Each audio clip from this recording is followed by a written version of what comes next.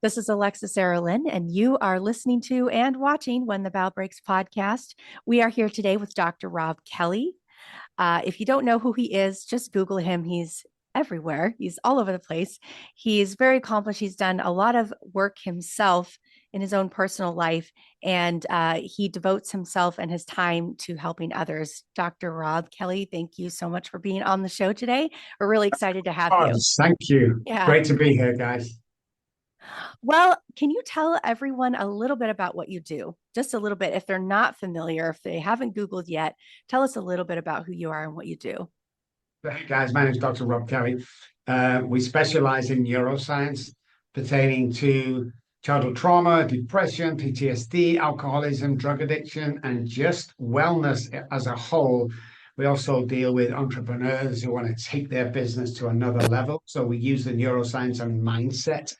We're very big on the conscious and subconscious parts of the brain, and we're very big on what the brain and the mind sits inside the brain, mind over matter, the brain's matter, of how we can program the mind to have anything we want and have such a great day every single day and achieve whatever we want to achieve every single time. So we broke the code. Right. I really like what you said about changing your mindset because that's basically what you do when you are recovering from abuse. You have to change your mindset, and that's when the healing starts. So, I want to talk about that. What made you want to come on this show? I know um, I just had an email kind of pop up in my inbox and from Courtney, I think, and she was saying, wow, this is actually really cool. I want to get you guys connected. What is your fascination about this show? One of the Bough Breaks podcast. Well, what happens is we're a multi-million dollar company, and Courtney's my media director. So what she does is she goes around and she seeks out podcasts that she thinks I'll be amazing, and here's the but, the host has to be amazing. Because I get hundreds of offers a week to go on people's podcasts, and you'll never see me promote anything here, guys. I'm not for that. I just think Alexis and myself can bring some greatness into your life. So she calls me, emails me, and on this occasion, you're one of three this year where she comes down and go, you got to meet this girl. And I don't argue with it anymore. I usually go, who is she? So it doesn't make a difference if you've got one follower or a billion follows. It's she saw something in you that she knows I will like, and that's the reason we're here. Oh, Mm. I see. Well, for those of you who are listening for the first time, When the Bow Breaks podcast is a podcast that focuses on family estrangement. And we also talk about the events that kind of lead up to that. And one of those things is drug abuse. And can you talk a little bit about how, I don't know how to present this question because I feel like it's so big. Yeah. Um, in dealing with estrangement and drug abuse, can you talk about what that's like personally? Well, I'm fully recovered today. I don't put tags on myself today. Sure. I'm just living my dream. But going back, back to childhood trauma, which is the gateway drug, by the way, and the estrangement not only from families and friends, but my alcohol, because alcohol was my deal. It wasn't so much drug. I like drugs. Alcoholics are born, drug addicts are made. Yeah, before you start throwing things at the computer, guys, I'll explain that later. But yeah, I mean, I lost everything. I lost my wife, my children, ages 1 and 3, my houses, my cars. I moved out to my mum's and dad's. I stayed there for a week. They threw me out, and I ended up homeless on the streets of Manchester, England. Well, it's very cold, very rainy, and only 3% of people get off the streets where I was, and 97% of people die on the streets. So after 7 attempts of suicide, on 2 occasions it worked, and I was dead on the street, and they brought me back to life on 2 occasions. And I hated them, man. I hated them then for that, Alexis, because I didn't actually go to hell when I was on the streets, but I could sure see it from where I was. I didn't want to live. I wanted to kill myself. I tried various ways, jumping off buildings, stuff like that, and it never seems to work. So what intrigued me about addiction as a whole. And everyone has an addiction. And it could be watching too much TV or, dangerous ones, but everyone has an addiction. I want you to understand that, guys, before we start this journey. And I've got 35 years experience with 9,000 patients and millions of people that I see regularly. So, and we studied neuroscience. What kind of neuroscientists? Is like, I was sick of people going, well, you're an alcoholic, so just go to AA or go and see the doctor. I went to see the doctor and he told me he's an alcoholic. Well, here's the deal. Alcoholism is the only self-diagnosed illness in the world. Mm. 10 DWIs do not make me an alcoholic.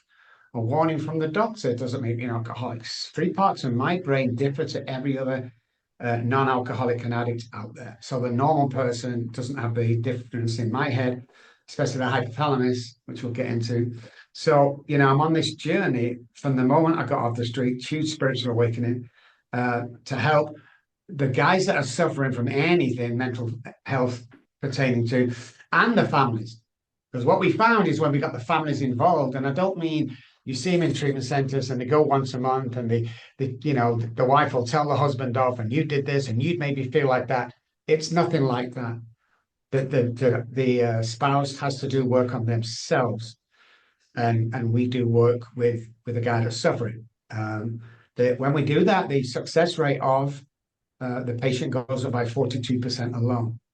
That's why we Wow. have a 97% success rate, and we're the only company in the world that will refund your money if you relapse while still following our program. Nobody else can, Wow. yeah, nobody else can say that. Nobody else dare say that, but we do. That sounds like a pretty sweet deal, especially for families who have that one person who has had to go so many times. Because, it's very similar to, I mean, it's an abusive relationship essentially. And the average uh, person who's in an abusive relationship, it takes them at least 7 times, to an average of 7 times before they can leave that relationship or break that trauma bond. And so it's the same with drugs and alcohol. It can take so many times, so many tries for it to stick and for it to work. That to me is a safety net. That would make it easier for me to want to participate in a program like that. And I'm glad you mentioned that, for all of you listening. Sounds like a pretty sweet deal. Um, It is. We've been working on this a long time, but you yeah. know, when we look at, I have two PhDs, behavioral science and psychology. Mhm. When you look at human behavior as a whole, females, not so much males, females stay in relationships way too long, especially when there is dysfunctional relationship. So we go back to childhood, and this is what happens, guys. Let's say a baby's born, female baby, and it's toddler, and the hot stove, and mum says, "Don't put your hand on the stove," but we always do, and he burns. The fundamental lesson right there to the child is whatever mom tells me is the truth. Mm. So however it is, I'm going to stick with that. If the house is dysfunction and there's alcoholism and abuse and stuff like that, that becomes normal life to me or the girl as a child. So when I leave that relationship with mom and dad, who was always fighting every night, dad comes home, starts a fist fight, that becomes the norm for me. That becomes a comfort zone where I can step away and hide while this is going on. So the girl leaves the house, finally goes to college or finds a boyfriend. She will attract the same guy as his dad was, and will stand for the same abuse that a dad used to do, to the extreme that if they find a good guy, they will self-sabotage the relationship. So just to emphasize that, back in the late 60s in England, there was a girl, 16 years old. She got snatched off the side of the street. People saw it, but they couldn't find the guys. There was a manhunt for like 2 months. All across the UK couldn't find her. 9 months later, a police car is following another car down a country road. He had a broken signal light, broken backlight. So he pulled him over. Now, this is the 60s, remember? And the way you used to find out if it was your car, they used to go, "Hey, what's in the trunk?" Open it up, a yellow jacket, pair of boots. Open it up, yellow jacket, pair of, it's your car. Off you go. They found a stolen screwdriver in this guy's house. Now they're allowed to go back to the house and search. And sure enough, lawnmowers, drills, everything he'd stole from his hardware store, thousands of dollars worth of stuff. The police officer, or one of those, found a box in the corner. It was about 4 foot high by about 12 foot wide. They smashed the lock up and they were pointing at the guy saying, "We know you've got more stolen stuff in there." And there was the girl that went missing 9 months ago. So Wow. she was bruised and battered, but she was alive. You should check her out every day, abuse her, bath, food, restroom, back in the box for 9 months. Okay. When the policewoman leant over the box, she took this girl's hand and she helped the girl step out the box. She took a police coat off and she wrapped it around this poor girl. What's the first thing she did? She got back in the box. And that's what we do in relationships and life and work and stuff. We just stay in that comfort zone, man, as painful as it is, because our programming and specifically the basal ganglia becomes in that routine that this is the norm and I can stay safe, even though they're being hurt on a daily basis. And what happens with life is we stay there and we can't Yeah. come out of it. And how many times have you heard guys say this with my patients anyway? The guy will say to them, "No one's going to have you with three Right. kids. Who do you think's going to have you?" What a bunch of crap. Yeah. That's a guy there. That's not a real man. Okay. I can't Yeah. stand it. That's a weak man saying what he can out of jealousy and fear.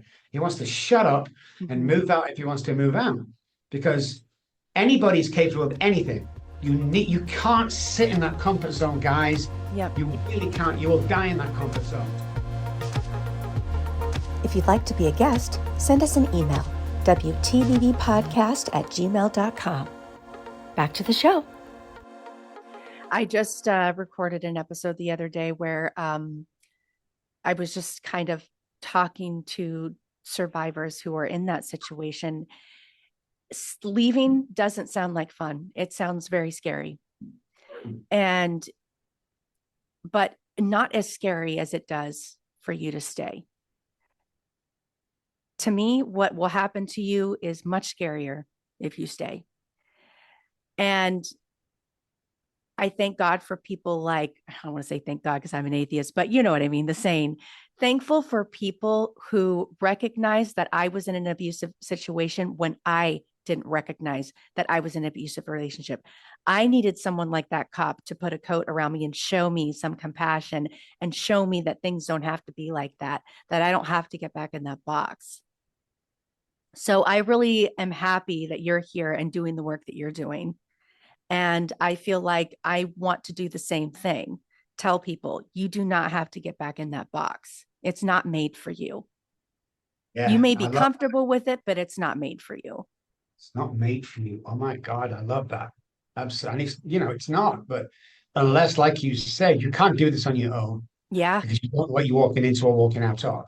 You Yep. need somebody who's been through this, who can walk you out of this with them, knowing quite well everything's going to be okay.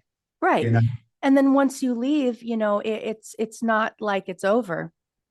There's Yes. a lot of recovery, and some of those things, they're still stuck on you, those abusive things, those name calling, the poor self-esteem, or those habitual things, or the lack of boundaries, whatever it is.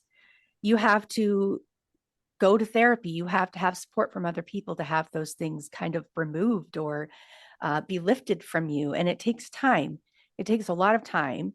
And so when you leave, sometimes you're not just leaving that one person, you're leaving a whole entire situation and life and environment. And that's scary. The unknown can be scary when you don't know what to expect because you've experienced the horrors of this relationship. Now you're like, well, what is this person going to do? What is that person going to do?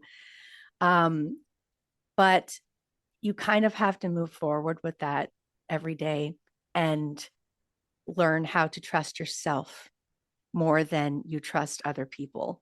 And that was something I had to learn, was to trust myself more than other people at first, because I didn't know who to trust. I trust the wrong people and then get up in those relationships again. So until I learned to trust myself, I didn't know who else to trust. That whole thing was, I was blinded from that. Definitely. We get into patterns as human beings, Yeah. and it's very hard to break the patterns. And that's, again, the basal ganglia. When repetition strengthens, confirms of any situation that we are in. I mean, we're in one Every single day we get up, we might shower, then coffee, or coffee, then shower. We have a routine every morning that we don't know we do. So when you're trying to break out of a pattern, it's very hard when you don't know the pattern. Now, an easy pattern for explanation purposes is if you've ever been on a bus and you've gone to the seaside or something, bunch of guys, get off, a few beers, everything's great. Time to come home, get back on the bus, which seat you sit in, usually the one you travel there in. See, that's a pattern you don't know, but you do. So we go back to relationships and hurt and all that stuff we go through, we go in the same pattern. Most people without help in traumatic situations, wives suffer from PTSD in relationships, go back to that or won't leave because of the fear. And fear isn't real. People think it is, but it's not. It's like if you ever go for an interview or stand on a stage, it's fearful, it's fearful, it's fearful. You get in the interview, the guy talks, the fear's gone. You get on stage, you open your mouth, the fear's gone. So it's not real. It's a preconception of not knowing. That's it. You about the Lord, have you don't know. You don't right. Right. We just call it fear because that's just what we call it. Because we expect things to repeat. I didn't get that job, so I'll get this job. If you only knew, guys, how powerful the mind was, you've got to watch the internal dialogue. So a behavioral or a word from outside you can come in. 900 people, you're amazing. One person, you're terrible. You'll never do that. Usually one friend or family member, by the way, guys. Don't be silly. You can't do that. No, I'm just joking. That guy needs to go, because what that does, going back to the hand on the stove from Mom, we still believe after all these years, 1% of the brain still believes what people tell us is the truth.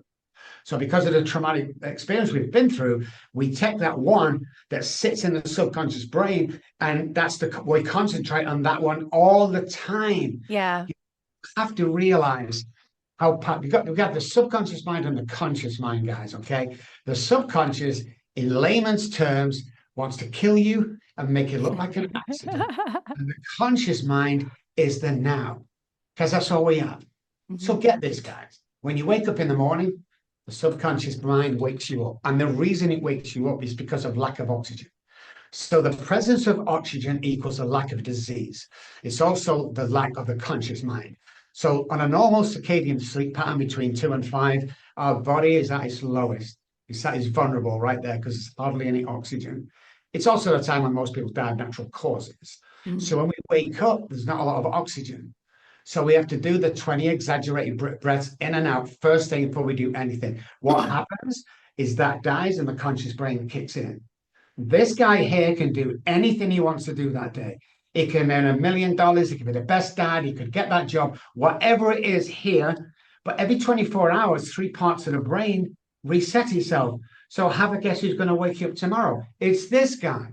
And that's where the 24 hours is not an AA thing. They adopted it. The 24 hours is that the brain resets, 24-hour period that you have to start again. So rather than jumping back to old patterns, we've got to jump into new. So 300 neural pathways die every day in the head. There are billions. Neural pathways for layman is thought patterns. So 300 neural pathways die every single day. The question is, what are you replacing them with? Are you replacing them with the past? What people said? Are we replacing with the guys who are hanging around, the positive stuff? Because if you hang around 9 depressed people, you will become the 10th. Mm-hmm. If your friends are here and don't want you to succeed, and you want to pull away from that cesspit, you've got to start hanging around other people that are always lifting you up, always complimenting you. When you say something like, I'm thinking of writing a book, they don't go, I don't know about it. They go, oh my God, I thought you'd already written. That's what happened to me. I thought you only got books out there, Dr. Robb. What? You need to. So I wrote a book, but for 12 years in Dallas, when I was my friends were going, don't be silly. You're not an author. Why would you do that? Moved here 4 years ago, completely different. I wrote a book. So you've got to stop listening to the naysayers. And it's really hard, this guys, with somebody who knows what they're doing. It's easy. You've got to stop listening to them with your internal dialogue, because we repeat what people say to us. Uh-huh. A friend has a stupid saying, shut up, was one of mine. I hated it. I hated her for doing it. Stop doing it. Within 2 weeks, Alexis, shut. Oh my. So we repeat, mirroring part of the brain. We repeat. So do we want to take them negativity that becomes internal dialogue, which becomes a working part of the brain, which becomes action? Or do we want to go to the guys? That's this place that I want to get to. Again, millionaire, best dad, best husband, whatever it is. Do we want to get there? Because when you're sat in this comfort zone here with the guys that don't really like you and care for you, you'd know with this, guys. If there's something wrong with you, especially addiction, you go in the hospital. You see these guys here. Mm-hmm. How many people visited you? None. None. I can tell you. So you need to pull away from that cesspit, and they're going to try and drag you back again with little comments. Who does he think he is? That Dr. Robb. I've seen his house. I remember when he lived on the projects with us. Guys, I can go back and help you, but you know something? I'm not going to freaking live there with you. That's not happening. Right. Oh, we're on a roll now, Alexis. Yep. Woo! We're plowing through. I grew up in a house full of discouragement. It was weird. It was grandiose and it was discouraging at the same time. So it was very confusing. And, so my mom, she would, build our family up. Oh, we're so great. We were all musicians. We all had some kind of talent or smarts. We were all pretty nerdy people. And, but my mother and my dad kind of had this grandiose idea of our family. But at the same time, they could not stop criticizing each other. And of course, I started doing it too, because that's just what you do to everybody. That was your normal. That was how we just kind of went through the day to day. And so, yeah, that kind of set me up for other people telling me the same things. You have a raspy voice, or you shouldn't do this, or you're not good enough to do this, or you're a female. You should be doing this. And that's, whatever. So it took me a while to realize that those people are just sad, broken people and they need help. And that's not how everybody thinks of you. That is not everyone thinks that my voice is raspy. Not everyone thinks that there's something wrong with me because I'm a female. In fact, most people think I'm pretty cool, I found out, but I didn't know that until I got away from those people. Placing yourself in new environments is very important. Like you said, when you wake up with those new cells and everything like that, what are you going to do with them? What kind of people are you going to hang around with? Are you just hanging around this person because they're not your ex or they're not so-and-so? It's what kind of person are they? And how do they actually make you feel? Do they discourage you the same way? Are you putting up with it because you just think that that's how people are? That's not how people should be if that's how they are. Nobody should be constantly discouraging you from doing things while also trying to take from you at the same time. That's just silly. There's two kinds of people in this world. The Yeah. people that love you for who you are and the people that want to be you. And believe me or not, this is true. Because you will never, this is what I found with my 63 years experience on this earth, you will never find somebody who's doing as good as you or better ever criticize you. Never make a negative comment. Never. Okay. It's the wannabe guys. It took me a long time to realize that they want to be me, because that's a bold statement. And who the hell do I think I am? But you have to work on that and realize that they do. Otherwise, why would they comment? So that internal dialogue must be strong, very strong, and stop hanging around them guys, man. Show me friends will show you future. And sometimes it's hard, you have to step away or, talk about it. Even a family member. There's always one person, family member or immediate circle with 3-4 people that wants to fail. Try and find out who that is. Look around and see who isn't applauding when you win something. Yeah. And even if they wrap it up in a joke.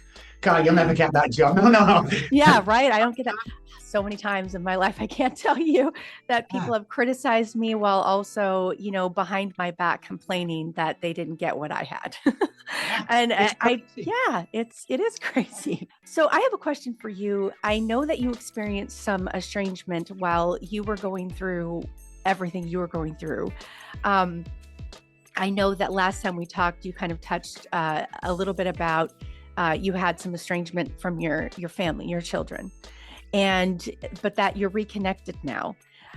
Can you just tell me a little bit about that? Because I really want everyone to hear this story because, and I didn't ask him to share it with me yet. I wanted to wait until the show, just to kind of, keep it real with y'all. But he's going to tell us a story about how he sort of reconnected with his children after he sort of recovered. And so why don't you go ahead and take it away? So many years ago, my children were taken off me when me and my wife split up. I She left with the kids. I'd stabbed her 3 times one night because she wouldn't let me finish my bottle of vodka. That's how crazy I was. Ooh. So when she left with the kids, my attorney got them back the next day. For 2 days, I was in a stupor. They weren't fed. They weren't changed diapers. The police kicked the door down. And the last thing my eldest, who was 3 years old, said to me was, "Daddy, Daddy, please don't go." And then walking down the pathway, holding Mummy's hand, she turned around again and he said, "Daddy, Daddy, please get better." And as they got to the gate, Mum opened the gate, and my little daughter turned around one more time and said, "Daddy, Daddy, please stop drinking." And I couldn't do it. I couldn't do it. So 28, 27, 30 years, I don't know how long. I guess I met a message on Messenger. It's the middle of the night. I'm squinting at this message, and it's Charlie, my daughter. And he said, "Dad, I've seen you on TV. I don't believe what the lies that was told to me. I want to see you. I've got something to tell you." I woke my wife up. I'm crying. She called me Dad, Alexis. She called me Dad. And we was on a plane within like 2 hours. We have people around us that does things for us. So we're on a plane that gets there. The next morning, I'm waiting outside the door. I've not knocked on the door yet. All the memories and stuff's going through my mind. What a piece of crap. What sort of father are you? What are you doing here? Blah, blah. And she opened the door without us knocking. And we hugged each other and we cried. And all them 30 years of estrangement, working with people, I always knew one day that this would happen. But anyway, we hugged. She grabbed me by my hand. She walked me into a living room and she handed me my 3-month-old granddaughter. Wow. It was right there and then I knew I was doing the right thing, I knew because I've helped save millions of lives. And we go over there 2 or 3 times a year. We speak every day. She's now my lead therapist in my Manchester office. We have 5 offices around the world. So that was amazing. And then 6 weeks ago, my youngest daughter contacts me on Messenger. And we'll talk every day, and I'm going over to see them. They're going to come over here. So the moral of that story is no matter how far down the scale you've gone, no matter what you've done in life, especially through addiction, everything can be repaired. You can fully recover from that you're going through, and everything will be returned to you. I mean, it just does. You are listening to When the Bough Breaks Podcast. To support the show, visit buymeacoffee.com/WTBBpod. Back to the show. I've heard it 9,000 times with patients of my own, never mind the millions and millions of testimonies I've heard around the world. So it goes for everybody, man. If you're sat in a 1-bedroom, broken up apartment, usually the guy, wife's left, took the children, you've got no job, you've got no money, I want to categorically tell you that you're going through it for a reason, and this is not your lot. I'm telling you now, it's not your lot. Thank you for sharing that. And I mean, I can say as an estranged adult child myself, when you were saying how your daughter was basically begging you to get help and begging you to get better, that's all they wanted for you, was for you to be healthy and happy and just to be their dad. And they weren't expecting you to be some amazing person. They weren't expecting you to be who you are now, even probably. They just, wanted you to be healthy and happy and be their dad. And that's all I wanted for my parents too. And I want everyone who's listening, like, yeah, you can always heal. There is hope. There are all kinds of support avenues now, not like there used to be. These topics, they're not as taboo as they used to be. There's a lot of loving support out there that can help you repair the relationships with your family. Especially just to reiterate on that, Alexa, I'm so glad sure. you said that, because it was amazing. When me and my daughter got back in contact with her, I always make sure I was very materialistic. We lived in the right neighborhood. We bought a Mercedes every year. We had the watches. Everybody thought this life was amazing. And I used to drop her off at school and know quite well I had the biggest and the best Mercedes, dropping my daughter off. And when we got talking in her house that day, and I said, I did my best, all the Mercedes and stuff. And she said what you just said. She said, "Dad, I don't remember the Mercedes. I don't remember. What I remember, Dad, is you not being there. because you was drunk somewhere or you was working late, or, and I realized that the only people that's going to miss you are your children, not the boss, Mm-hmm. not your boss or anything like that. He don't care if you die or live. He said, yeah, if I die tonight, and I had a boss, within a week he's advertising my job. Within Mm-hmm. 2 weeks, there's a new employee starting doing the job. No one's Rob who? I don't. Oh, that guy. Nobody cares. The only thing that Right. cares in life and matters is family. We have a rule at this company, and the rule is children first. Mm. I don't care what happens with your children. She's sick or that you do not come in work. We fully pay you. We'll get Ubers, whatever you want. We support because you've only got this time. You can't buy time back, man. And Yeah. time quickly. And people think they have time, and you don't. So, mums, when you 1 minute I'm waving off to kindergarten, next minute I'm waving off to college. Where did that time go? So, if you're putting something off, like starting a business or having children, I want to tell you guys, you're never ready, okay? So stop Yeah. putting it until you're Yeah. ready. Never going to be ready. So Yep. do it today. Mm-hmm. And just backing up a little bit, we're almost out of time, but backing up a little bit to what you said in the beginning of the episode was childhood trauma is the gateway drug. That is so true. That is so true. And so I just wanted to say, for all of you parents out there, be good to your kids. And your kids, they don't expect you to be amazing. They just want you to be healthy, happy, well-rounded, and to be there for them. That's it. If you look at the biggest picture, here's a statement that really annoys some people, but look at it in general. As a child, anything less than nurturing is child abuse. Mm. Let that sit there, guys. Don't just go, well, I'm just a bit strong. Sit there with that. We nurture when we can. We go to work. Two parents need to work these days to afford a mortgage and a car. We know that. But I was sent to the zoo to watch the chimpanzees and the monkey. And what I found was the nurturing. So when you can spend time with your kids, nurture them children, never shout them. How many times, Billy, you can't write on that wall? It doesn't work, guys, like that. Yeah. I tell you what, I'm going to buy a big piece of paper and I want you to draw because that beautiful drawing, I want you to draw on this piece and then repair the wall and get on with it because it's that stuff that sticks. A stupid little comment, a silly little comment that you make half jokingly can scar that child for life. Yeah. Because I've seen it and I work with them people. Yeah. This is good stuff, guys. I want to thank you so much for coming on the show. I have to say, I booked you on my birthday. It was such a great gift for myself. Oh, wow. And so I'm really glad that you're here. And thank you for all this good stuff. Thank you for sharing your own personal story of reconnection with your children. That is so beautiful. And and tenfold too, just holding your new grandbaby in your arms. And that's amazing. Everyone, thank you for listening to When the Bough Breaks podcast. Before we go real quick, can you tell everyone how to get connected with you or how they can contact you and your services if they're interested? All the social medias. And if you're listening or watching, I spell my name in two B's, ROBBKELOY.com. Come message us, talk to us, whatever. Like I said, if we can be of service via Messenger, I've got a bunch of girls here that work with people free of charge. So if you're going through something or your son and daughter is, contact us. We can help get you through. We'll never charge you a dime. Awesome. Well, thank you so much for coming on the show again. This is Alexis Erilyn, and you are listening to and watching When the Bough Breaks podcast.